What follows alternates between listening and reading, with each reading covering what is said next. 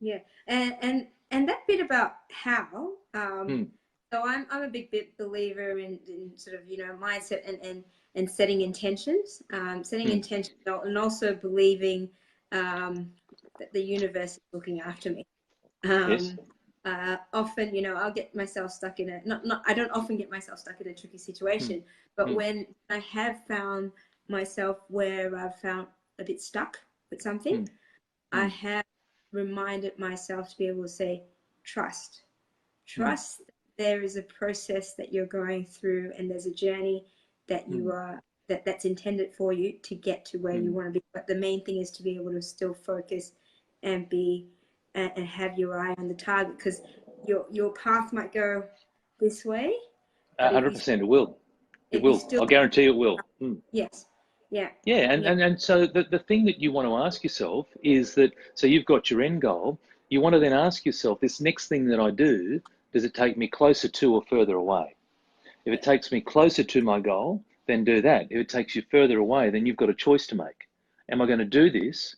And it's okay to do things that take you further away on occasion. For example, going on if you've got a goal to be a property developer, going on a family holiday won't take you closer to your goal, but it's the right thing to do with your other goal, which is around your family goals, right? So we're just talking about business goals here at the moment, but within your life, yes, you've got a whole range of goals: a health and wellness goal, a relationship goal, a social goal, growth and learning goal, so on and so forth. So, you may go on a family holiday, which won't take you closer to your property goal, but it's the right thing to do from your family point of view. So that's okay. But there's a lot of occasions when we'll be confronted with, is this next thing going to take me closer to or further away? And we actually take the further away, and it's something. It might be procrastination, it might be fear, it might be a whole range of things that actually don't take us to where we need to get to. And so you're right, Cheryl, that your journey is going to be like this, and the reality is that you want to accept that up front. So as yeah, much as you can have the best laid out plan, it's like, well, Tony said, set a goal, we're going to be at 6 months and 3 months and all that sort of stuff, and that's fine, but yeah, that's on paper, right? And then there's going to be things that happen along the way, and particularly in property development. I mean, mm, if it was easy, everyone would be doing it, right? And the reality is that's not easy. yeah. It's not. It's challenging, right? And so you've got to have that goal, that north star, that thing to guide you with. That even if you start to swerve off track, you can correct yourself back onto course to where you want to get to. Yeah, and be able and one mindset thing that I've learnt along the way is that whatever that path is, it's either a lesson or what is it? Well, it's So growth. I'm It's growing, growth, right? I'm learning, and that to take it the positive way. I mean, everyone's gonna stumble and fall at some point, Hmm, but be able to dust yourself off and go, okay, what are the learnings I've taken from this to 100%. be progressing to where I want to be? Correct. And Tony Robbins talks about this all the time. He talks about focus, meaning, and do. So focus being, what are you focusing on, right? So if you're focusing on a bad situation, a problem that's come up, what does that mean? Now, you can look at it as being negative. You can look at it as being the skies caving in, or to use your words, Cheryl, you can look at it as an opportunity to learn, as a lesson, right? And then what are you going to do about it? Are you going to capitulate, roll up into a ball and cry and get yourself all upset? Or you're going to say, right, this has happened. I need to deal with this because my goal is down here, and this little obstacle that I'm dealing with right now, I've got to go over, Yeah. around, through, whatever it is I need to do, because that goal is a big goal and I need to achieve it. And I use this, I don't know if I talked about it last week, I may have talked about it on another live, but I talk about gates. And that is that all these obstacles, failures, fearful moments, etc., they're gates. And we've come up to a gate, and so you've got your goal down here, and you've got a whole succession of gates in front of you, and you need to make the decision: am I going to go through this gate to get closer to my goal, or am I going to let that beat me? At which point I would argue that your goal wasn't that big enough in the first place. And a great example of this is fear. Mm. So in property development, one of the realities is that if you want to be successful in property development, there's a high chance that you've got to buy a property, right? And I know there's a lot of fear around that. And am I doing the right thing? And what if this doesn't work? And all those types of things, they're gates. And you have to Mm. work out, if you've got a goal, a clear goal, that I'm going to be successful and make $100,000 from one deal in 1 year through property development. You've got a really clear goal, but then you're confronted with this fearful moment. You have to ask yourself, am I going to go through this gate and take myself a step closer towards my goal? at which point you're going to be confronted with another gate and another and another and another. Yeah. Or am I going to let this gate beat me and turn and walk away the other way, at which point that goal wasn't important enough in the first place? And so these are things that we have to work our way through, right? But, you know, talk to the universe puts the best things on the other side of fear, right? So you've got to go through that moment, that fearful moment, that challenging moment to come out the other side. And how often do we do that? How often do we have this thing confronting us and we get all anxious about it, we get fearful about it, and we go through it, and then we look back and we go, well, that wasn't that bad. That wasn't that bad after all. And we do it all the time. You know Like what I mean? And so the more, sorry? Like a cold shower. Like I have Like, cold showers. yeah, so do I. So, yeah. Walk through and come out and go, actually, that wasn't too bad. I can't feel my fingers, but that wasn't. But you're alive. But I'm Right? alive. Yeah. You're still alive. And so there's a whole range of fearful moments that you're going to be confronted with on your property development journey. And you just have to keep challenging yourself that this is just another obstacle that I need to overcome that's going to take me closer to where I get to. And for me, you know, we haven't got long enough for me to go through all the obstacles that I've gone through on my journey to date and all the obstacles that I'll go through moving forward. And I'm sure the same applies to you. And so the reality is, that's why I talk about, accept up front that in this game, there's going to be challenges. They're going to be designed to test you. And it's the universe's way of weeding out those that are committed, those that are going to be successful, and those that, you know, talk a good game, but perhaps aren't fully committed to doing this. And I see it all the time. People get excited. They get caught up in all the shiny lights of property development and a couple of tough moments. And sadly, they go to water. And they go to water because they weren't deeply connected with that particular goal in the first place. They liked the idea of it. Perhaps they saw the BRW, you know, top 50 rich list and saw that a lot of people in there are successful through property development or property generally. But in behind the scenes, what they don't realise is it's an enormous amount of hard work, you know, blood, sweat and tears that goes on for those people to be successful. And that's just in property. I mean, the same applies in sport. You know, we see the wonderful football that's played on a Sunday. What we don't see is all the hard work and the training that goes on behind the scenes, you know, during the week. True. And you talk about gates, and I often find, I mean, my own personal journey, one of the ways that that really helped me to move past those gates was actually energy healing. So I don't actually know how much of that you're aware of. I know you've done NLP and I've things done like NLP, that. but not energy healing, no. And energy healing was actually a huge shift for me, because there were actually probably, it talks about sort of subconscious sort of blockages that you have that you don't even realize, sort of whether it's a past life or it's whether it's something that's happened in your you know, in your younger years or whichever.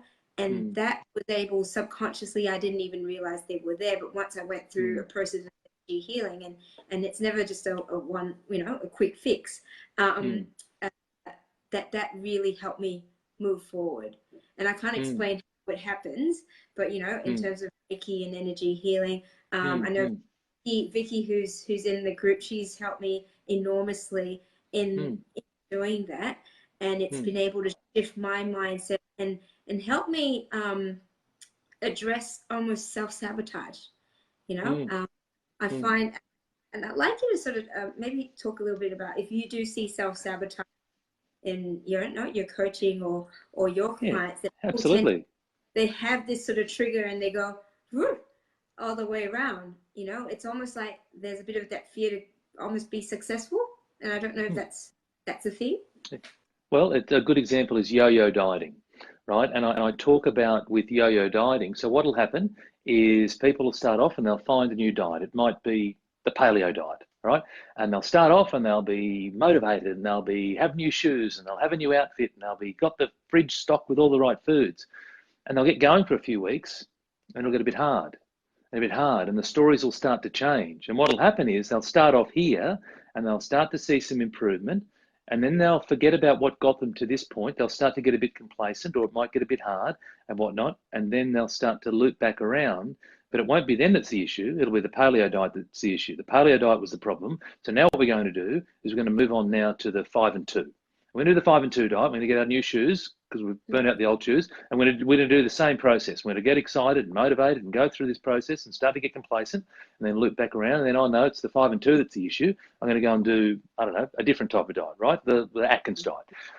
So my point is, I see it all the time, and it's all about, the saying is, motivation gets you started, habit is what keeps you going. You need to create the habit, and when you create a habit enough, you start to hardwire stuff into your subconscious. Does that make sense? And so the great example is when we drive home from our place of work, right? And so you've done it all the time, and how often do people get in the car and leave home, and before they know it, they've arrived at their work, and they go, oh, how did I get here? But because you've done it all the time, it's into your subconscious. Same when you go home at the end of the day, you finish your work, you hop in your car, you might be listening to a tune or a podcast or whatever it is, and next minute you arrive home and you go, how did I do that? Because I've done it all the time, because I've created the habit. Does that make sense? And so it's all about creating the habit and getting this stuff into the subconscious. Consciously, a lot of people know what it is that we need to do. Right, so we know that in order to lose weight, and again, I'll use that as an example, that we should eat some veggies, drink plenty of water, and move a little bit and get some good sleep. Right? I think generally most people would know that. I'd like to think. So why is it that we can't sort it out? And it's because we've got our subconscious is wreaking havoc with us, and it's hardwired very differently. And so for me, I know you talked about energy healing.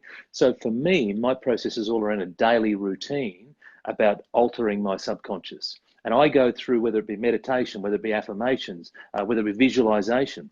I touched on before, I visualized myself giving my farewell speech. And I actually delivered the farewell speech 4 meters away from where I'd visualized it for all those, months previously. And if it hadn't happened to me, then I wouldn't believe it. And so it's about going through a process to change your subconscious. And the idea is, so if you think this is your your conscious mind, this is your subconscious mind, right? And it's all about creating the tension between the two. And so if you start to believe something and you start to change your subconscious and it's going to happen, then all of a sudden they're apart.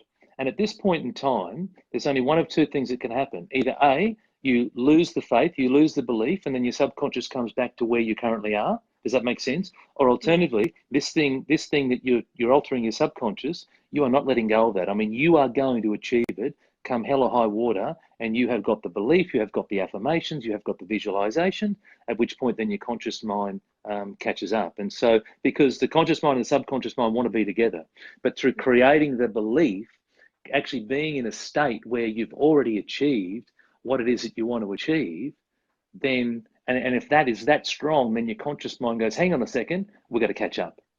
And that's how we start to change things. And so we do it all.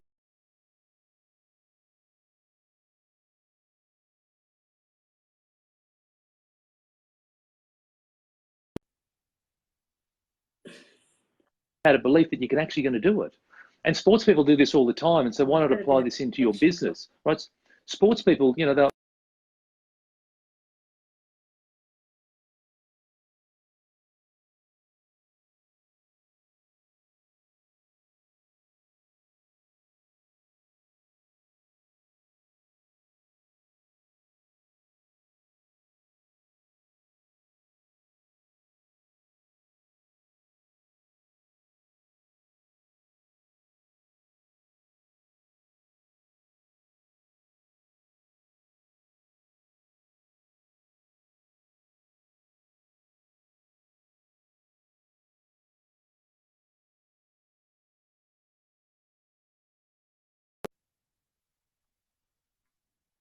action, but you've got it in your mind that it's happened, and everything lines up towards taking you in that direction.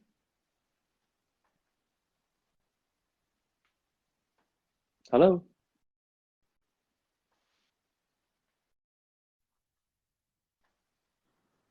Hello?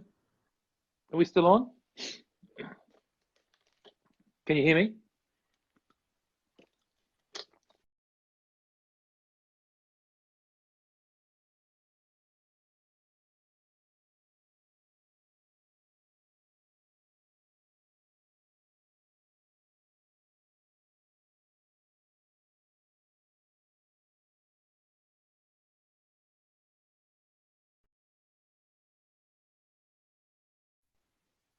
Oh, there we are. I Hello, think we're back.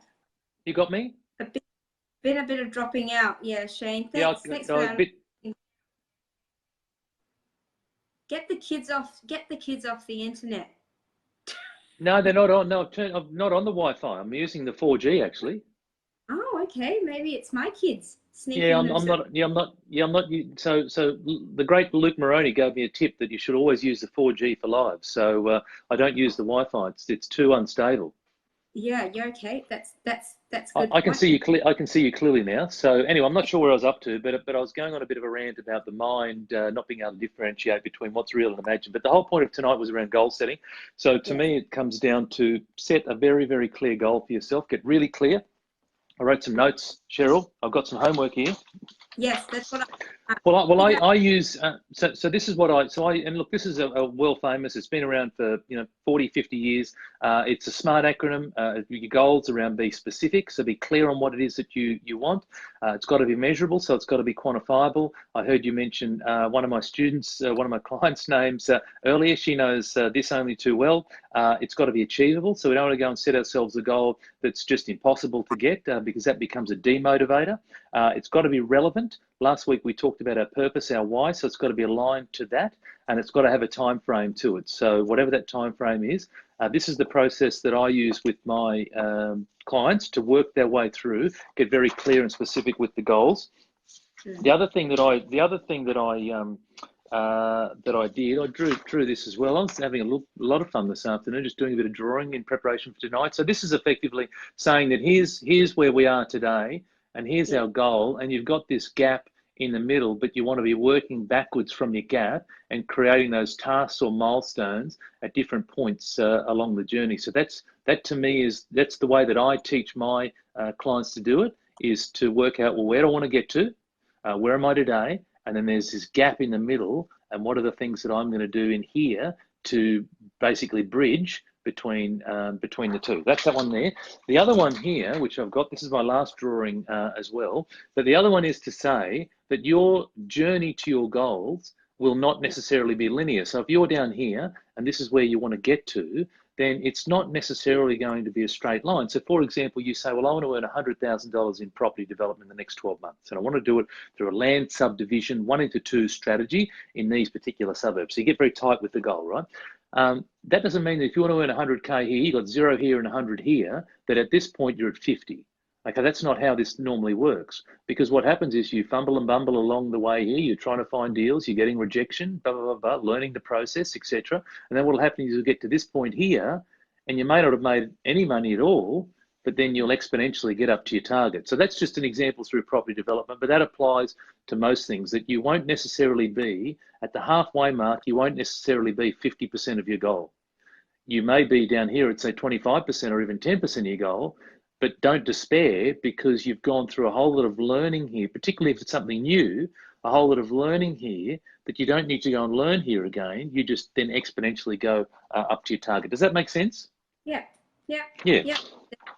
Definitely. So And through that is, like you said, even addressing the things about what you're fearing or where you feel that you might be lacking in certain skills or something. And I found affirmations extremely powerful in that aspect, because in my sort of buyer's agency days, I used to extremely shy speaking to people in large groups. Been sort of able to practice and affirm myself up, but every single day I would listen to affirmations and keep reminding myself, I'm confident, I can speak clearly, I can present myself well. And even though I might not have felt that way at the time, each and every day I used to say over and over again, I look in the mirror and say, this is who I am, and why did you do that though? Why did you do that? Why did I do that? To allow myself to believe it, so that No, but why did you? Yeah, sorry, I understand that, but did you have a goal?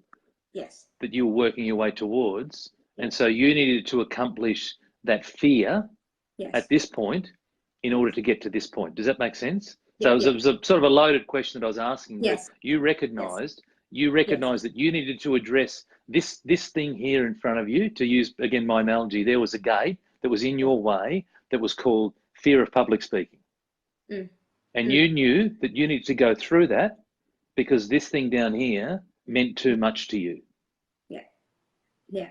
And so it meant something to you, and because it meant something to you, that it meant Yeah. that you would do whatever was required to do that. And affirmations is an extremely powerful way to alter the way that you believe things. And the Yeah. key with affirmations is you want to say them out aloud. So it's not good enough just to think it, right? You actually want to say it out aloud, because what you want is you want your subconscious to hear you saying it. It wants to hear you say that I am a capable and confident woman, and I am capable of speaking in front of people, and this is taking me to the place that I want. All these types of things, that Yeah. you may create in your affirmations, but you actually Yeah. say them out aloud so you can hear it.